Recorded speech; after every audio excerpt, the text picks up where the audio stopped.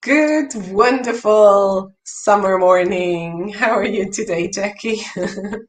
Good morning, Nadine, and good morning, everybody, and welcome back to our You Too Can Be Prosperous. And I'm really looking forward to this little excerpt that we're reading today because it's really some food for thought.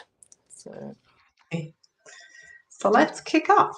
Okay, so we're on page 106. Thoughts, whether good or bad, are powerful magnets that build into your life the very idea embodied within them. You are afraid that you won't have the money when the note is due.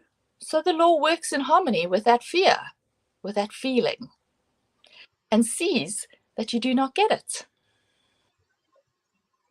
Did the delay come through the power of thought, through the power or through you? Through, of course. And that's what we need to remember, right? What's happening? Thoughts are coming through you. You ask or the delay with your fear.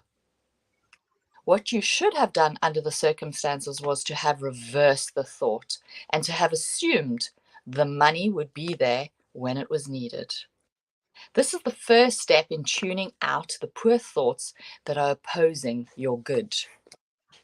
Now, let us think of things that must be tuned out of our lives before our reception of the good is perfected.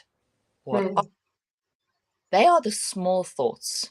Fears, taboos, failures, disappointments, inhibitions, superstitions, uncertainties, doubts, despairs, forebodings, prohibitions. They are the hurts, the insults, the injuries, the criticisms, self-pitying, self-condemnation, the remembered wrongs of the past. Up to this point, we have concerned ourselves chiefly with diagnosis or a statement of the problem. Now we shall turn to the therapy or method of operation. Yeah. And I was just thinking, like, all this list you just mentioned is like, oh, what's left? There were so many of them. And to weed them out, it's not only to not go there anymore. We talked about this in the recent readings, but it's like really weeding them out and taking a new perception. So not only that I don't think about this anymore, but really to, how shall I say this, to uproot the very pattern of even being able to think in form of doubt, despair, foreboding. So I know exactly yesterday I've been on a musical at a lake with my youngest daughter. It was absolutely amazing. And so I bought kind of the last tickets that had two seats together, and it was in a, let's say, middle kind of category. And yeah, so that was amazing. And then I was thinking maybe we can upgrade to be more in the middle. And then she was naming the price, and I was like saying, nah, well, no. And I saw where our places are, and they were actually closest to the lake. So I said, oh, no, we'll keep the places next to the lake. So, but I was wondering, is this now a scarcity mindset? Do I not upgrade because of the money? Or, the places we have, they're just as good as well. And then my thought was also, are we going to have dinner with the food trucks? And my thought was, oh, if there is, all these food trucks, so it's probably more expensive. And we came also there with the aim, we came very early, so we can also go to swim in the lake. And just next to it, there was this, the lake and the lake restaurant and everything. Is like, oh, let's go there. And then I was also in my mind, so there she can get her chips and it's, cheap and stuff.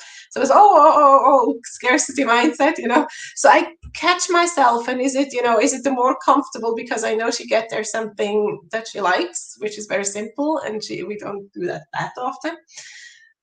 And so it's always like, so the pattern of thinking like this is still there, right? Even though I don't go there, it's still there, right?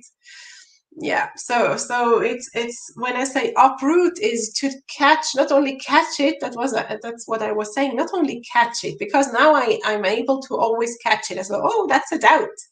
Oh, that's a lack mindset. Oh, that's a money fear.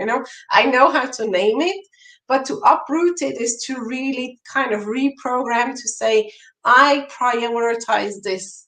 I make a decision to, you know, keep sitting there. So it's also rephrasing it Yeah. to train my mind to think and yeah, have Yeah. different thought pathways to make that decision, to come to Right. that Yeah. decision.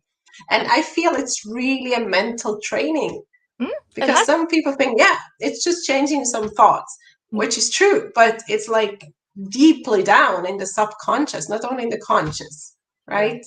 And that's the task. And that's what also, we do in thinking into results. That's why this program is so absolutely fundamental, to go deep. And then the Correct. Yeah. manifestations show Mm. up. Right. So I'll read a little bit more. Okay. So where was I? There are two ways of tuning out these mental negatives. One is by vocal renunciation. So that's, as you said, catching yourself and saying, "Oi, I'm not doing that anymore. Change," as Joe Dispenza says, change. Or by talking them out of ourselves. So once again, verbalizing where you thought you've caught yourself. The other way is by reversing them and mentally withdrawing attention and power from them.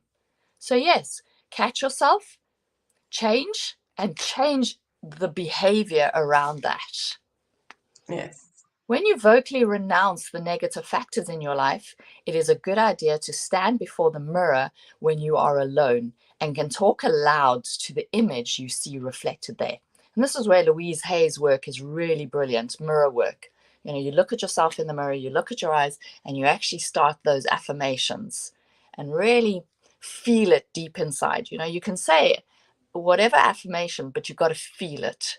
All right. So we don't want the negative thoughts to come in even when you're saying the positive affirmation. So be aware of that. Speak out every captive belief that has held you in bondage. Put into words the superficial, immaterial, and unwholesome beliefs that clutter your life. Go down into the subconscious and take yourself apart. Uncover all the inhibitions, false economies, hatreds, jealousies, doubts, discouragement, disappointments, inferiorities, failures, struggling attitudes, and frugal practices. Face your parsimonious, pitched thoughts, your narrow vision, your cramped outlook, and your poverty stricken environment. Recognize your paralyzing, pinching, cheese paring habits, shriveling stinginess, and rainy day pressure. Then tune them all out of your life.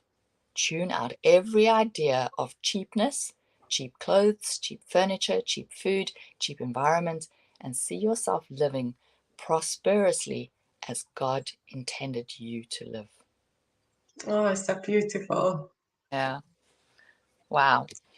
Keep That's it there. Maybe let's reread this, because that is so beautiful and key. Like, this is so key.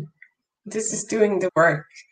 And then it's not only just to listen for us for a couple of minutes, or to listen to all kinds of, motivational things. It's to face yourself. absolutely. Take those 10 minutes. Like, who is taking 10 minutes to face yourself in the mirror or elsewhere to say, Yeah. what have I been thinking? Why do I think like that? How could I think differently? And Mm-hmm. then do it.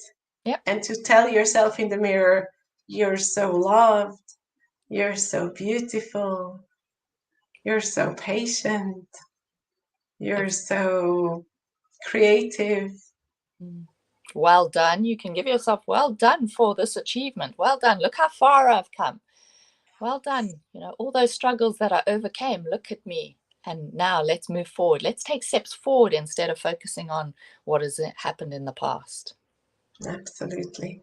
And then rewrite, your own affirmations. Rewrite not your past, write your future. And do that with those affirmations. Look yourself to the face and I say, I am prosperous. And I think that's the first chapter. That's how we start. I am prosperous. Exactly. Prosperity is for me. I have the full right to have it all. Awesome. Thank you, Nadine. That's beautiful. Thank you, Jackie, for reading. I'm looking forward to catch back same time, same place. And you know what? In a couple of, 2, 3 weeks, we will be together live, physically together on Friday. I think it's not going to be this time, that's not going to be our usual time because Jackie will be flying. So we'll come live later. Yeah. All right, everybody. Thank you for a lovely, lovely comments, and have a fabulous week further. We'll see you next week. Absolutely. See you, enjoy, and be prosperous.